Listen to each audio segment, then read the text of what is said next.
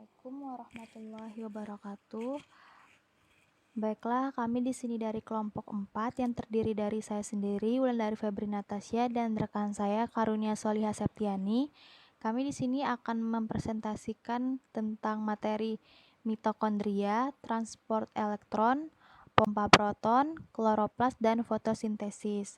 Nah, untuk pemateri pertama akan saya sampaikan sendiri dan selanjutnya akan dilanjutkan oleh saudari Karunia Solihah Septiani. Mitokondria berasal dari kata mito yang artinya benang, kemudian kondrion artinya granula atau butiran, sehingga dapat diartikan sebagai organela dengan rangkaian butir-butir yang seperti benang. Mitokondria adalah organel sel yang berfungsi sebagai tempat respirasi sel makhluk hidup. Secara garis besar, tahap respirasi pada tumbuhan dan hewan melewati jalur yang sama, yang dikenal sebagai daur atau siklus Krebs. Mitokondria kerap disebut sebagai pembangkit energi bagi sel karena mitokondria yang paling banyak menghasilkan energi ATP untuk sel.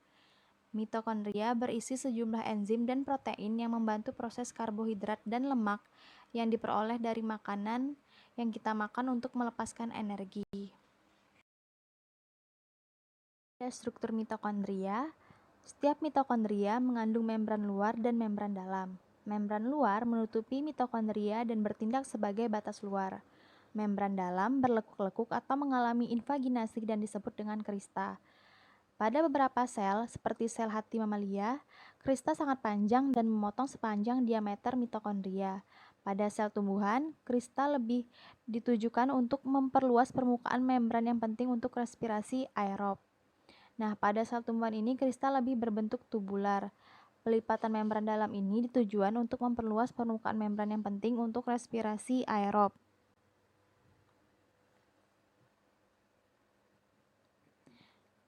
Membran mitokondria membagi organel ini menjadi dua kompartemen.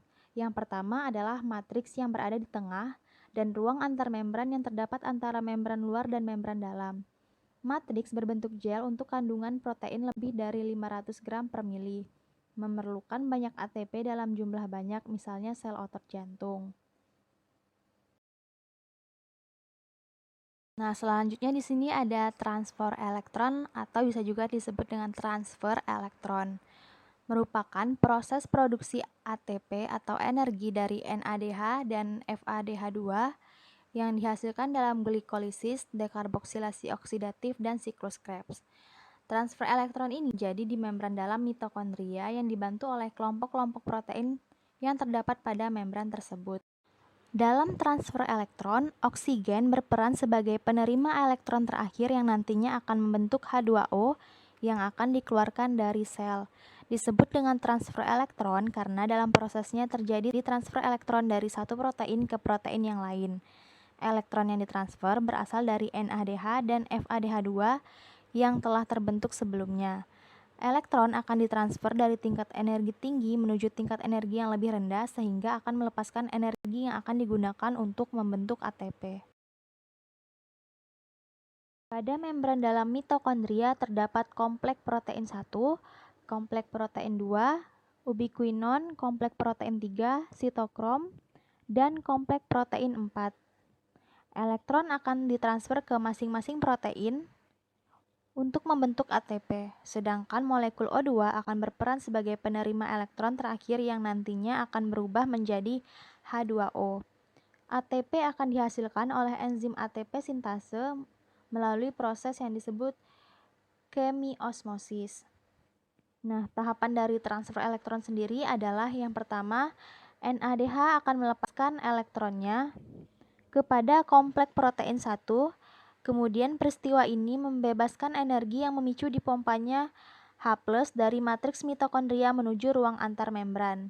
NADH yang telah kehilangan elektron akan berubah menjadi NAD+. Elektron akan diteruskan kepada ubiquinon. Kemudian elektron diteruskan pada kompleks protein 3. Hal ini akan memicu dipompanya H+ keluar menuju ruang antar membran. Selanjutnya, elektron akan kembali diteruskan kepada sitokrom C. Elektron akan diteruskan kepada kompleks protein 4. Hal ini juga akan memicu dipompanya H+ keluar menuju ruang antar membran. Kemudian, elektron akan diterima oleh molekul oksigen yang kemudian berikatan dengan dua ion H+, membentuk H2O. Kemudian bila dihitung, transfer elektron dari bermacam-macam protein tadi memicu dipompanya 3H+ keluar menuju ruang antar membran. H+ atau proton tersebut akan kembali menuju matriks mitokondria melalui enzim yang disebut ATP sintase. Lewatnya H+ pada ATP sintase akan memicu enzim tersebut membentuk ATP secara bersamaan. Karena terdapat 3H+ yang masuk kembali ke dalam matriks, maka bentuklah 3 molekul ATP. Proses pembentukan ATP oleh enzim ATP sintase tersebut dinamakan dengan kemiosmosis. Nah, penjelasan itu merupakan proses transfer elektron yang berasal dari molekul NADH. Selanjutnya ada pompa proton. Pompa proton merupakan pompa elektrogenik pada sel tumbuhan, bakteri, dan jamur. Nah, berikut ini ada gambaran dari pompa proton. Perpindahan H+ menggunakan energi menghasilkan voltase, menyediakan cadangan energi untuk proses seluler. Contohnya untuk mensintesis ATP selama respirasi seluler. Pompa proton juga dapat menjadi kontraspor, yaitu menggerakkan sukrosa sel tumbuhan. Proton keluar dari sel melalui suatu protein transport pada membran, kemudian ion H+ yang keluar tersebut membawa sukrosa untuk memasuki sel melalui proses transport lainnya. Mekanisme kontraspor sukrosa H+ ini berguna untuk memindahkan sukrosa hasil fotosintesis ke sel berkas pembuluh daun dan selanjutnya didistribusikan ke organ non-fotosintetik melalui jaringan vaskular tumbuhan. Ini ada kloroplas. Kloroplas merupakan organela yang hanya dimiliki oleh sel tumbuhan. Pada tumbuhan tingkat tinggi, setiap sel umumnya mengandung 50-200 buah kloroplas. Nah, kloroplas ini merupakan organel yang paling menonjol dari kelompok organel plastida. Plastida sendiri terdapat di semua sel tumbuhan dan memiliki karakteristik tersendiri. Plastida mempunyai fitur-fitur tertentu, utamanya pada tumbuhan dengan salinan genom kloroplas yang relatif lebih kecil atau sama dan diapit oleh dua membran konsentris. Ada tabel mengenai struktur kloroplas. Nah, bagian-bagiannya yaitu ada membran luar yang bersifat permeabel untuk senyawa-senyawa dengan BM kecil seperti nukleotida, fosfat organik, asam karboksilat, dan sukrosa. Selanjutnya ada ruang antar membran. Terdapat di antara membran luar dan membran dalam mengandung molekul-molekul nutrien sitosol. Selanjutnya ada membran dalam, sifatnya tidak permeabel untuk senyawa-senyawa sukrosa, sorbitol di dalam trikarboksilat nukleotida dan gula fosfat. Kurang permeabel untuk asam amino, tetapi permeabel untuk CO2+, asam monoaskorbat, asam asetat, asam gliserat, dan asam glikolat. Terdapat protein pembawa untuk mengangkut fosfat, fosfogliserat, dehidroksiaceton fosfat, dikarboksilat, dan ATP, merupakan tempat sistem pembangkit energi kloroplas. Selanjutnya ada sistem membran internal atau membran tilakoid yang berupa kantung-kantung yang berlipat-lipat dan berlubang mengelilingi suatu ruang terpisah. Sistem ini membentuk tilakoid stroma, ruang tanpa membran disebut stroma. Selanjutnya ada ruang tilakoid merupakan kompartemen ketiga disebut juga locus. Nah, sekian presentasi dari saya. Selanjutnya akan dilanjutkan oleh saudari Karunia Solihah Septiani. Assalamualaikum warahmatullahi wabarakatuh. Perkenalkan, nama saya Karunia Solihah Septiani. Saya akan melanjutkan presentasi selanjutnya, yaitu tentang kloroplas menyerupai mitokondria namun mempunyai banyak kompartemen. Jadi, kloroplas menggunakan mekanisme semiosmotik untuk menghasilkan energi, sama halnya dengan mitokondria. Meskipun lebih besar, organisasi di kedua organel ini mempunyai prinsip yang sama. Keduanya memiliki membran luar yang sangat permeabel, sedikit lebih banyak dari membran permeabel bagian dalam yang tertanam pada membran transport protein, dan ruang sempit di antara membran. Membran tersebut bersama-sama membentuk kantong kloroplas.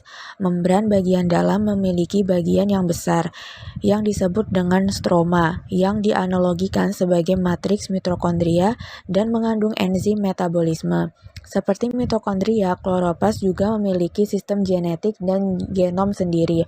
Oleh karena itu, stroma mempunyai ribosom khusus, RNAS, dan DNA kloroplas.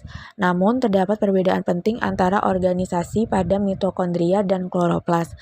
Membran bagian dalam kloroplas tidak dilipat menjadi kristal dan tidak melakukan fungsi rantai transport elektron.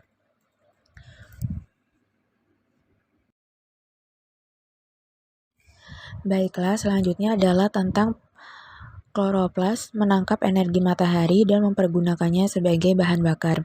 Kita dapat mengelompokkan banyak reaksi yang terdapat di dalam fotosintesis tumbuhan ke dalam dua kategori, yaitu dalam reaksi fotosintesis transfer elektron atau yang biasanya disebut dengan reaksi terang, dan pada reaksi pengikatan karbon atau yang biasanya disebut dengan reaksi gelap.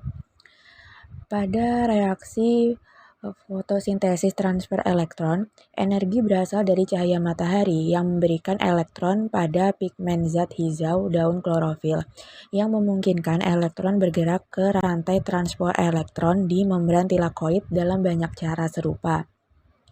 Perjalanan elektron di sepanjang rantai respirasi pada mitokondria. Klorofil memperoleh elektron dari air atau H2O yang memproduksi O2 sebagai produknya. Selama proses transfer elektron, H+ dipompa di membran tilakoid dan hasil protein elektrokimia disintesis oleh ATP di stroma. Langkah terakhir dalam reaksi terang ini adalah elektron berenergi tinggi yang dimuat bersama H+, NADP+, diubah menjadi NADPH. Semua reaksi tersebut terbatas pada kloroplas. Kemudian, pada reaksi pengikatan karbon atau yang biasanya disebut dengan reaksi gelap, ATP dan NADPH diproduksi dari reaksi fotosintesis transfer elektron yang menyediakan sumber energi dan mengurangi daya masing-masing untuk dihantarkan pada pengubahan CO2 menjadi karbohidrat. Reaksi gelap dimulai di stroma, kloroplas, dan dilanjutkan di sitosol, menghasilkan sukrosa dan banyak molekul organik pada daun-daun tumbuhan. Sukrosa tersebut akan dikirim ke jaringan lain sebagai sumber kedua molekul organik dan energi untuk pertumbuhannya. Demikian pembentukan ATP, NADPH, dan O2 yang memerlukan cahaya langsung dan pengubahan CO2 menjadi karbohidrat yang memerlukan cahaya tidak langsung dalam proses yang terpisah. Meskipun keduanya berhubungan melalui mekanisme umpan balik yang rumit, sebagai contoh, beberapa enzim kloroplas yang berperan dalam pengikatan karbon lemah di kegelapan dan kuat di tempat yang terang, dirangsang oleh proses transport elektron. Baik, selanjutnya itu adalah fotosintesis. Fotosintesis itu merupakan suatu proses biokimia pembentukan zat makanan atau energi, yaitu glukosa yang dilakukan oleh tumbuhan, alga, dan beberapa jenis bakteri dengan menggunakan zat hara, karbon dioksida, dan air serta dibutuhkan bantuan energi berupa cahaya matahari. Hampir semua makhluk hidup bergantung dari energi yang dihasilkan dalam fotosintesis. Akibatnya, fotosintesis menjadi sangat penting bagi kehidupan di bumi. Fotosintesis juga berjasa menghasilkan sebagian besar oksigen yang terdapat di atmosfer bumi. Organisme yang menghasilkan energi melalui fotosintesis atau fotos berarti cahaya, disebut sebagai fototrop. Fotosintesis merupakan salah satu cara asimilasi karbon karena dalam fotosintesis karbon bebas dari CO2 diikat atau difiksasi menjadi gula sebagai molekul penyimpan energi. Cara lain yang ditempuh organisme untuk mengasimilasi karbon adalah melalui kemosintesis yang dilakukan oleh sejumlah bakteri belerang.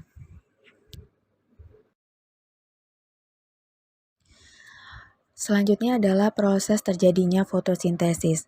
Pada dasarnya, rangkaian reaksi fotosintesis dapat dibagi menjadi dua bagian utama, yaitu reaksi terang karena memerlukan cahaya dan reaksi gelap karena tidak memerlukan cahaya tetapi memerlukan karbon dioksida.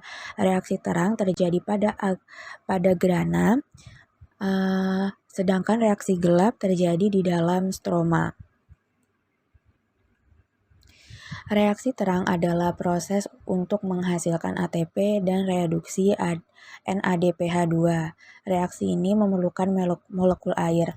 Prosesnya diawali dengan penangkapan foton oleh pigmen sebagai antena. Pigmen klorofil menyerap lebih banyak cahaya terlihat pada warna biru dan merah dibandingkan hijau. Cahaya hijau ini akan dipantulkan dan ditangkap oleh mata kita sehingga menimbulkan sensasi bahwa daun berwarna hijau. Fotosintesis akan menghasilkan lebih banyak energi pada gelombang cahaya dengan panjang tertentu. Hal ini karena panjang gelombang yang pendek menyimpan lebih banyak energi. Di dalam daun, cahaya akan diserap oleh molekul klorofil untuk dikumpulkan pada pusat-pusat reaksi. Tumbuhan memiliki dua jenis pigmen yang berfungsi aktif sebagai pusat reaksi atau fotosistem, yaitu fotosistem 2 dan fotosistem 1. Fotosistem 2 terdiri dari molekul klorofil yang menyerap cahaya dengan panjang gelombang sekitar 680 nanometer, sedangkan kalau yang fotosistem 1 panjang gelombangnya 700 nanometer. Kedua fotosistem ini akan bekerja secara stimulan dalam fotosintesis, seperti dua baterai dalam senter yang bekerja sama saling memperkuat. Baiklah, selanjutnya itu adalah tentang faktor-faktor pendukung fotosintesis. Yang pertama itu ada intensitas cahaya. Jadi, intensitas cahaya itu merupakan laju fotosintesis maksimum ketika banyak cahaya. Kemudian yang kedua, konsentrasi karbon dioksida. Semakin banyak karbon dioksida di udara, maka makin banyak juga jumlah bahan yang dapat digunakan tumbuhan untuk melangsungkan fotosintesis. Kemudian yang ketiga ada suhu. Enzim-enzim yang bekerja dalam proses fotosintesis hanya dapat bekerja pada suhu yang optimal. Umumnya, laju fotosintesis meningkat seiring dengan meningkatnya suhu hingga batas toleransi enzim. Kemudian yang keempat ada kadar air. Apabila terjadi kekurangan air atau kekeringan menyebabkan stomata tumbuhan menutup, menghambat penyerapan karbon dioksida sehingga mengurangi laju fotosintesis. Yang kelima tentang kadar fotosintat atau hasil fotosintesis. Jika kadar fotosintat seperti karbohidrat berkurang, laju fotosintesis akan naik. Jika kadar fotosintas bertambah atau bahkan sampai jenuh, laju fotosintesis akan berkurang. Kemudian yang keenam ada tahap pertumbuhan. Penelitian menunjukkan laju fotosintesis jauh lebih tinggi pada tumbuhan yang sedang berkecambah ketimbang tumbuhan yang dewasa. Hal ini mungkin dikarenakan tumbuhan yang berkecambah memerlukan lebih banyak energi dan makanan untuk tumbuh. Selanjutnya adalah kesimpulan. Jadi kesimpulan yang pertama adalah mitokondria adalah salah satu organel yang ada di dalam sel yang berfungsi sebagai tempat berlangsungnya fungsi respirasi atau bernapas pada sel yang terdapat pada makhluk hidup. Selain itu, fungsi seluler lainnya adalah metabolisme asam lemak, transduksi sinyal seluler, homeostatis kalsium, biosintesis pirimidina, dan penghasil ATP atau energi. Kemudian yang kedua, transfer elektron itu adalah proses terakhir dari proses respirasi aerob di mana akan dihasilkan ATP dari NADH dan FADH2. Hasilnya dari glikolisis, dekarboksilasi, oksidatif, dan siklus Krebs. Kemudian yang ketiga, pompa proton merupakan pompa elektrogenetik pada sel tumbuhan, bakteri, dan jamur. Kloroplas merupakan organela yang hanya dimiliki oleh sel tumbuhan. Kemudian kloroplas mempunyai 3 buah membran, yaitu membran luar, membran dalam, dan membran internal. Kemudian yang keenam, fotosintesis adalah suatu proses biokimia pembentukan zat makanan atau energi yaitu glukosa yang dilakukan oleh tumbuhan, alga, dan beberapa jenis bakteri dengan menggunakan zat hara, karbon dioksida, dan air serta dibutuhkan bantuan energi cahaya matahari.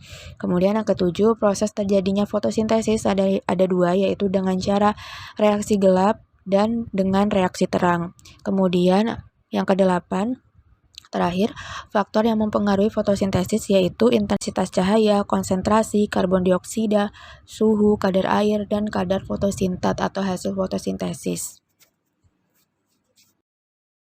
Itulah tadi pemaparan dari kelompok 4 tentang mitokondria, transport elektron, pompa proton, kloroplas, dan fotosintesis. Apabila ada yang ingin dipertanyakan, silahkan mengajukan pertanyaan. Salah hilafnya mohon maaf, kami akhiri. Wassalamualaikum warahmatullahi wabarakatuh.